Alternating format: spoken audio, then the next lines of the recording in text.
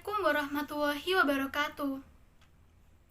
Yang terhormat Bu Suwantini selaku guru bahasa Indonesia, serta teman-teman sekalian yang berbahagia.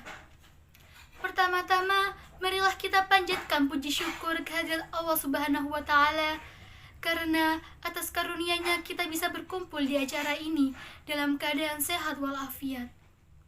Salawat serta salam tak lupa kita haturkan kepada junjungan kita Nabi besar Muhammad SAW yang telah membimbing kita dari jalan kegelapan menuju jalan yang terang benderang.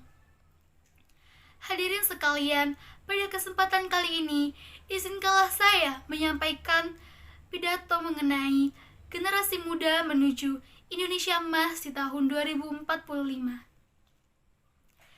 Indonesia Emas 2045 adalah cita-cita, impian besar untuk mencapai Indonesia sebagai bangsa yang maju, mampu bersaing dengan bangsa lain, serta dapat menyelesaikan masalah-masalah yang mendasar di bumi pertiwi, seperti isu pendidikan, korupsi, kemiskinan, permasalahan remaja, dan lain-lain. Tahun 2045 disebut juga sebagai jendela demografi atau window of demography, yakni fase di mana jumlah usia produktif lebih besar dibanding jumlah penduduk yang tidak produktif. Di tahun tersebut, generasi milenial saat ini akan berada pada puncak usia produktif usia mereka. Artinya, nasib Indonesia di masa depan akan ditentukan oleh generasi milenial hari ini. Berdasarkan studi dari McKinsey, Indonesia diperkirakan akan menjadi negara terbaik ketiga di dunia pada tahun 2045. Jawaban atas terwujud atau tidaknya impian Indonesia 2045 bergantung pada kualitas sumber daya manusianya, terutama kualitas generasi muda. Maka, tak heran jika saat ini banyak harapan bermunculan bahwa remaja sekarang akan berpartisipasi besar bagi bangsa Indonesia di masa depan. Namun demikian, upaya untuk mencapai target Indonesia Maju 2045 tidaklah semudah membalikkan telapak tangan. Tahun 2045, kita akan memasuki periode pertengahan abad ke-21 yang akan ditandai dengan berbagai situasi yang menantang dan sulit untuk diprediksi. Secara mendasar, perekonomian dunia akan semakin terbuka melintasi batas-batas negara.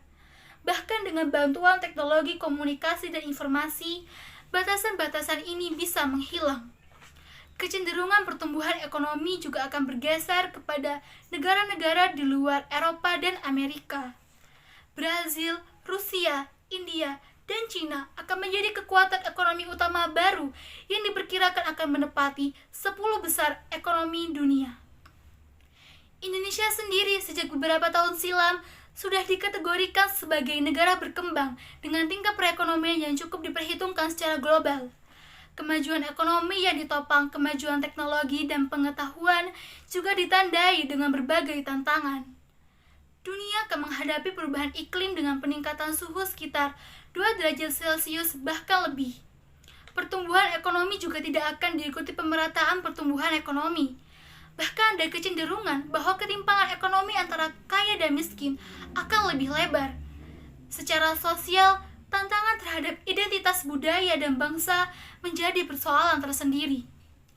Lalu, bagaimana kaum milenial mempersiapkan diri menjadi bagian dari generasi Indonesia Emas 2045 yang mampu memanfaatkan kesempatan dan berperan dalam mengatasi persoalan dunia tersebut? Sebagaimana yang telah saya sampaikan sebelumnya, bahwa persaingan masa depan adalah persaingan terhadap penguasaan ilmu pengetahuan dan teknologi. Maka, untuk tetap mampu mengambil bagian, bahkan menjadi pemain utama dalam percaturan ekonomi global, generasi muda harus menguasai atau mengikuti perkembangan ilmu pengetahuan dan teknologi mutakhir.